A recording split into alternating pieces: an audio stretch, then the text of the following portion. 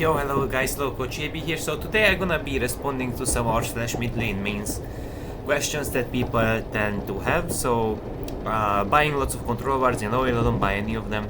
That would be the short answer. Is spam buying control wards as mid laner worth in oil like bronze spam? It's very bad, don't ever spam. Watch lots of high guild diamond higher gameplay. I see quite few mid laners. Players buying tons of control wards, that's a bad fucking idea. You invest your gold into nothing burger.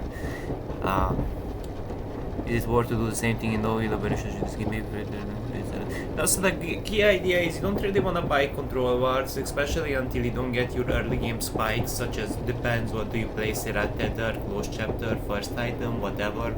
But the idea is with you have wards, and so depends what do you even play. If you play a phase rush mid lane that can most of the time escape very easily the enemy, even so the enemy champion, or if he gets collapsed on by potentially ganks.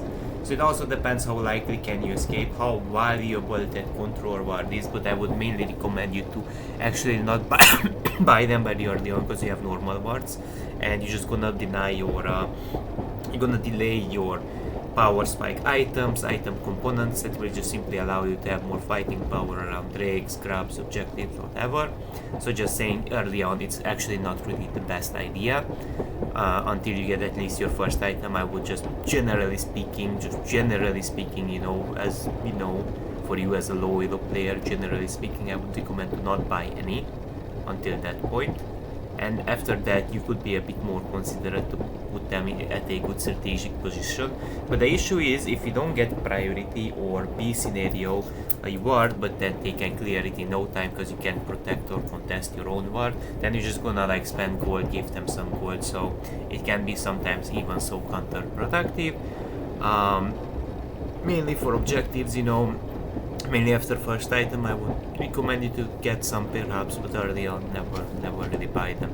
Anything else that you could buy, like refillable, whatever, would be way more useful for you, especially the next season that's upcoming, where Feat of Strength, you have to get the first blood, and to get the first blood means that you have to invest most of your gold into your own, get an extra M-tome, get a refillable, whatever, instead of buying control ward. Let's move on to the next person. I've been playing for 3 years and I'm hardstack bronze, what should I quit? So brute forcing your games doesn't always equal the same amount of improvement. So that's what some people have to understand, that some people been playing the game for years, they are stuck in a certain rank. But if I ask them what did they improve in those 3 years, they can hardly come up with examples, because the issue is they played either in and out league, they didn't play consistently league, they didn't learn from others that are better than them, they didn't every day improve on their gameplay. So in here the simple harsh truth is that you did not actually improve over time. There is actually no excuse to be set here. But let's look at few things that could say a lot about your laning phase matchups, whatever. Now control, didn't place a single control ward, shouldn't be that important in bronze survival, at least you don't die, no damage to what? You're not hitting the towers today, what? Visionary, you place 5 wards without your team would be blind. Okay, that's a good thing, I guess. But 5 wards in a 20-minute game, well, it's interesting. So, you play a Veigar into a Ahri, now he does go Rod into something. Rod tends to be your defensive choice on Veigar, which is reasonable because they have quite a lot of amount of burst damage, and then mainly he will put quite a lot of emphasis on just getting actually some degree of, I think he went for Sorks and Hexacultinator dealing start. Do we see the components as well, how he brought them, or not really? But I think the idea is in this type of matchups, 12k, Ahri did only 3 dot. So Ahri was generally behind, and I assume he got to also push in lane. I don't know what happened this game. But in this type of matchups, I think that probably the main problem is if you just simply play around your teammates. But in here it looks like he was quite behind everyone. But in lower ranks, I think that's one of the advantages of having teammates that are way too behind.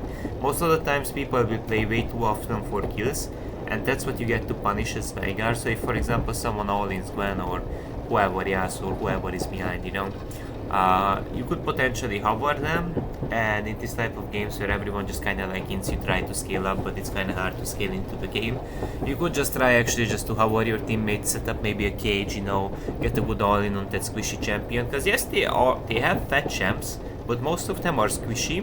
So if they do commit for a all-in into one of your teammates, you should assume they're gonna deal some degree of damage as well, and then they're gonna die. But if they have a bounty, and because your R does more damage based on people's missing HP, if you all in them as well, then you're gonna get a bit more damage value. Definitely I think you should ward a little more this game, because they have quite two scary collapsers, you know. Oracle is needed into team, otherwise it's very hard to play, you know, no one got Oracle. Control wards are more needed because they have team as well and collapsers. But I think one of the generic patterns is that it's kind of weird that he didn't hit the tower, even though like the guy was like kind of really clean. But I think he just plays way too many different champs, and I think that's like a concerning problem, because he plays a little bit of Veigar, Malzahar, Pai, Kari, Nafiri, Vex, whatever, Victor. And I think the main problem is that he does not stick to one champion at a time, because if you are bronze, you got to play one champion at a time, one role preferably as well, and you have to like aim to like maximize out playing one champion. So it's better to actually like have, like, if you play too many champs, your skill points are splitted up in too many ways, so it's way better for you to like stick to one champion, put emphasis on their builds, runes, matchups mainly, because like this, it's kind of like you learn a little bit how to play Victor and about Victor matchups. Great, now we play any, and it's not, now we just like play the game for Victor, then we play Syndra, so it's like we don't really increase our knowledge too much, you know, about one champion at a time. So I think that's like your main concern, and I would definitely recommend you to watch better players than you, to see how they play the champion, watch some combo videos, how to use your abilities. A little bit you could look at builds as well, perhaps online. But I don't want to stick to one question too much as well, because there are plenty more. I want to get better at roaming. I'm Iron Bronze player. What champs would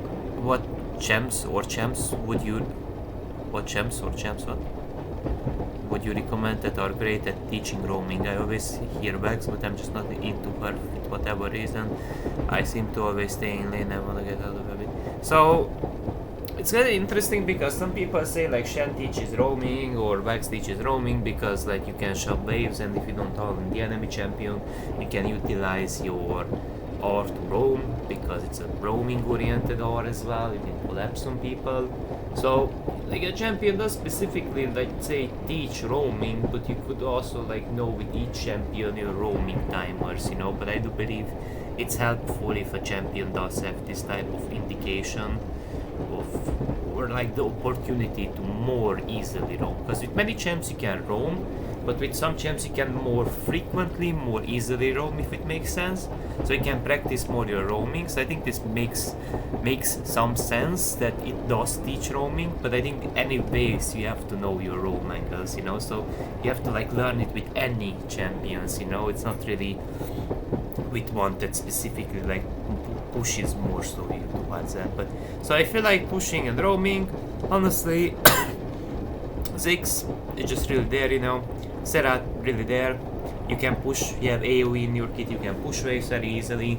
Then what you can do, you know, more than often throw in an R as Ziggs, throw in an R as Serrat. Perhaps look to poke away people from objectives like Drake, Grabs, Herald, whatever. So those are generally speaking good champs. If you're looking for more skilled champs, although they're not really recommended in Iron Bronze, like Yoni also, they could shove as well. Like there are melee champs that can shove, and their shoving power potentially increases more and more. I mean, Nafiri could be okay as well, but I know maybe it's somewhat hard for people. Now what else is there? I would say I would just stick to like a good Ziggs Serrat. They're medium, you know, medium level of difficulty. And I think like there is Twisted Fate as well, but I think Twisted Fate is a bit boring, so I don't know if people like that, you know. Obviously it's there. Galio is also there, he has Wave Clear, he has like bizarre, so you could play those as well. Test them, each of them you could try them out, see which fits you more, which one you like more, and once you like something you're more likely to maximize out. So guys, take some notes, write them down if you feel like.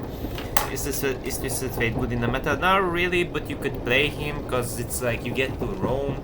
Often people will not respect your all roams, and then you have a stand card that can counter like certain champs, and then your team gets to all in them, so you can play around your team. But it's like, let's say like AD Twisted, I don't know if it's AD or AP Twisted Fate, is it? I was looking for a mage, so I think he's referring to AP Twisted Fate, right?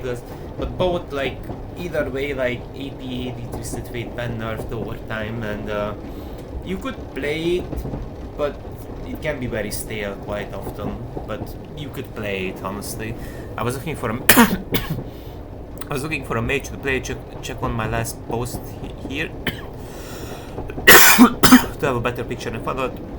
TF click with me most outro. I think that he's quite weak right now. He's basically just a stun, but yeah, kind of. His macro gameplay is what I like the most. I mean, you can just outrun people, right? However, I noticed that he has basically zero weight. You can win your matchups, you just have to outskill them, and some champs quite often need more level of, like, well, let's say like there are a lot of uninteractive matchups as well, but the idea with TF is not necessarily that you can, it's not like some of them you can win, but no, it's not about that you want to win the lane. More so comes down to like how useful can your gold card be, you know, how likely can you roam with your R, you know. Your gameplay idea is not necessarily that I pick Twisted Fate to hard beat my opponent. And he relies on wave clear and roaming with R and get yeah, but I think that applies to like some other champs as well. But the good thing about Twisted Fate, when he wave clears, at least he gets bombs amount of gold actually. We get a good gold in, and so but that into even, I think he can scale quite well, but I think that the meta doesn't favor him that much. I think that most mages are meta just straight up outrange him super hard and bully him through the, that can be true, but that's the thing, like you have to like sidestep, bait out their abilities, then look to shove with your QW. Often people also build some defensive items like marks. I've seen some people going Rod on Twisted Fate, Proto Belch, I don't even know, man. Some people go Storm Surge. What's like the generic build now? Let's see. Rod, as I said, so you have a bit more durability, mana management. Quite often it's Rod, as I see. Rod. Pros are going Rod as well. Some people still go ADTF, but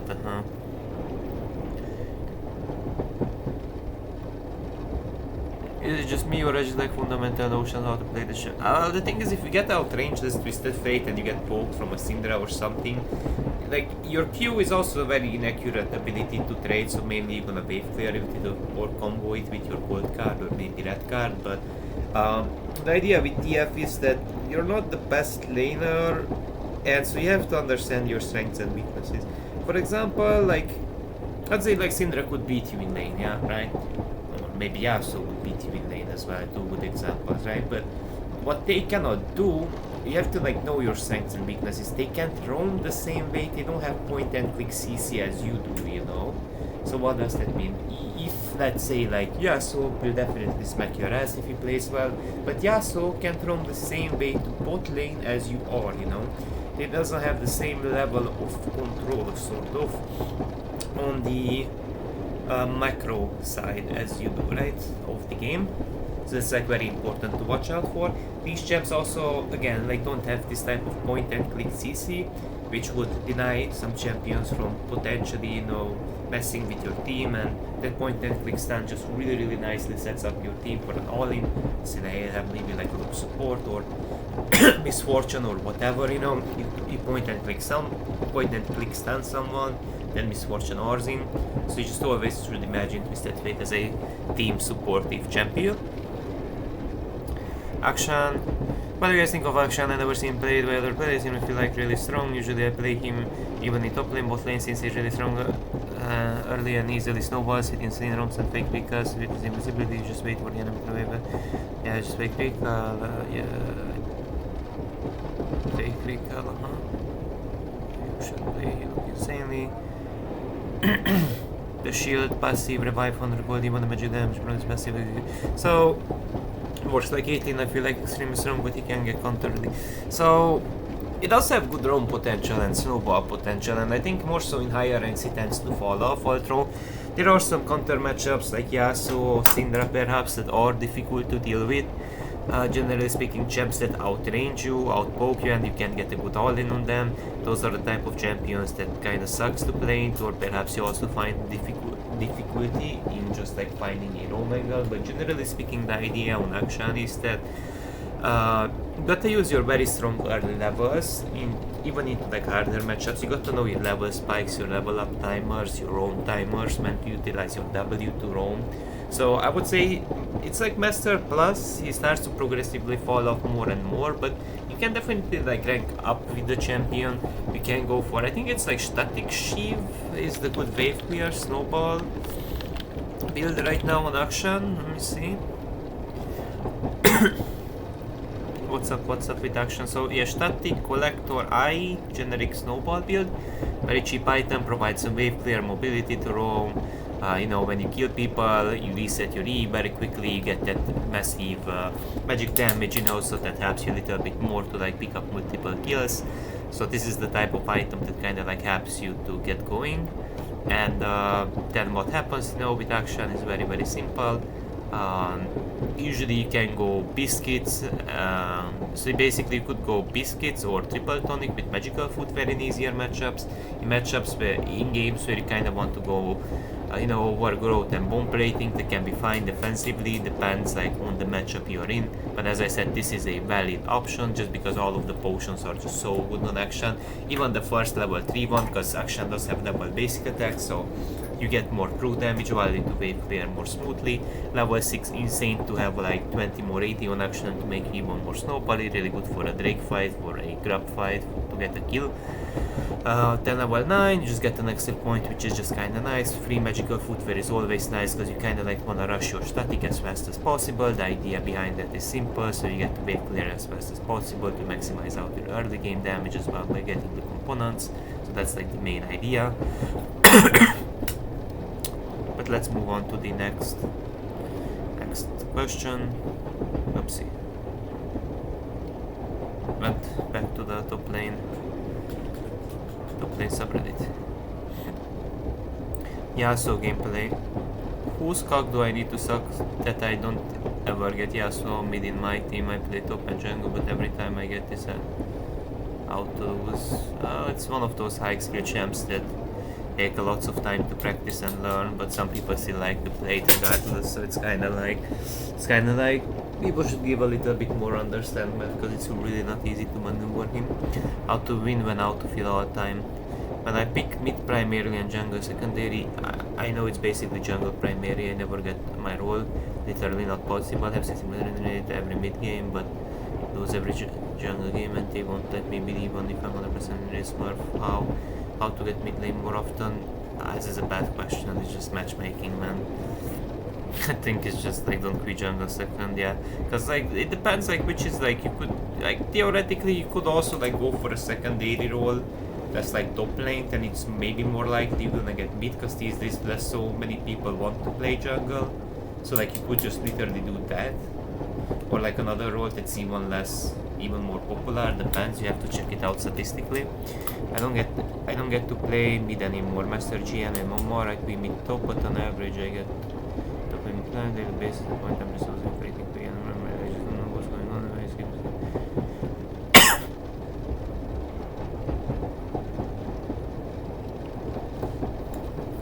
You can always also like pick some champs that can be like flexed in top lane and mid lane. Yasuo can be played in top lane, mid lane, but on top lane depends on the matchup. Yone can be played both sides, you know, Irelia you could play them both ways.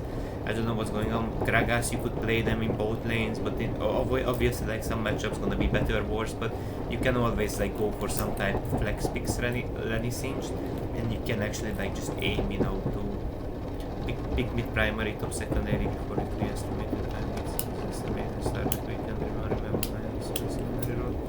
I mean, maybe that helps, I don't know if that's how it works. Silas went, useless post, probably not gonna Yeah, it's just one of those. Patch notes, midlane tier list breakdown. Mages that are good can be even with what? Mages that are good can be even with most assassins. So yes, why?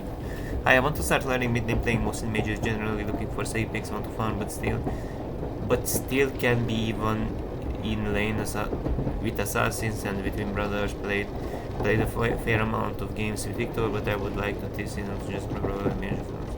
Yeah, you can just play Ziggs. He has fair amount of safety. He has fair amount of wave clear.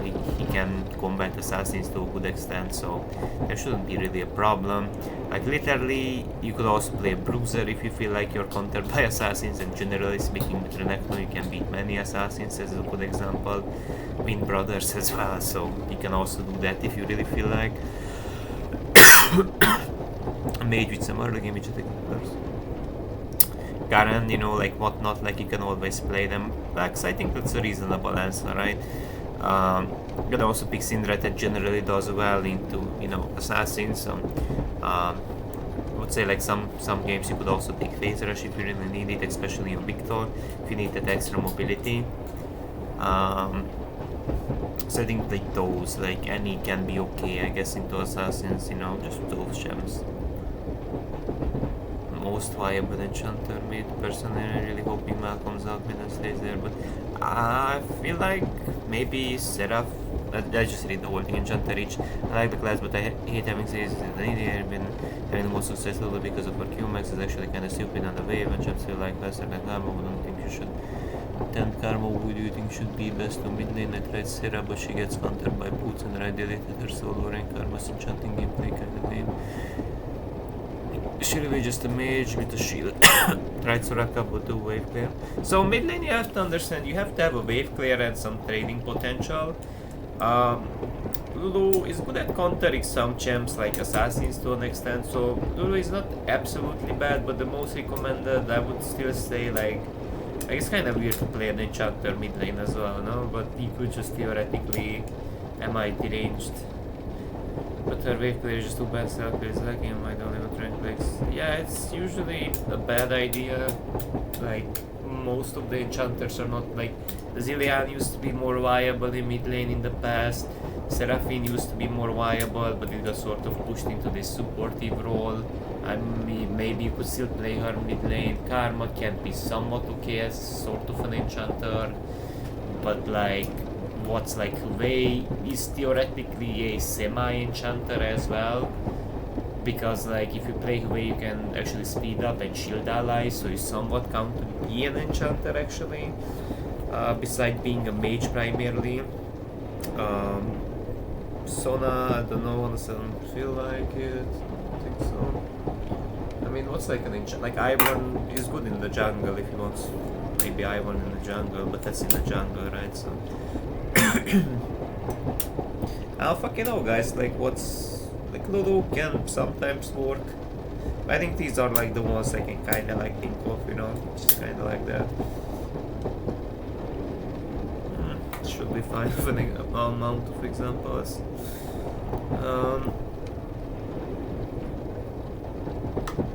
Midlane is probably we all watch YouTube videos, but if you could give some advice to a league's report once a time midlane totally not me, what would you tell them? He's asking for a friend and correctly the diamond and oh wait, this is not the just basically learn from the best, ask questions, note that your lane management is different from other lanes, just understand if you play in lower ranks often like freezing is not the best idea because people would just roam for free. Understand your recall timers before objectives. In some matchups just basically play for item spikes, so if you're not supposed to win in the early levels, that's something you should know about your matchup, and just wait for item spikes if it's needed. Basically you could play with counters and that counter picks and that would make your life easier, then you need to play like 2-3 champs ideally. Ideally stick to one, just stay away from skill champs like Yasuo, Yon, anything like that, honestly anything like Akali, and then you will be able to more easily focus on other things besides your mechanics because you will not be very stuck at a mechanical level. um, aim to like shove, I would say, rotate two objectives, they scuttle scrub. It's not actually quite the objective, but it's almost like if you get to rotate to a scuttle scrub because you push as looks, then it's like you get to have on the first blood because most of the people will just greed on scuttle, you know. So just saying, just some basic tips. But that's it for now because I don't want to make a too long video. Have a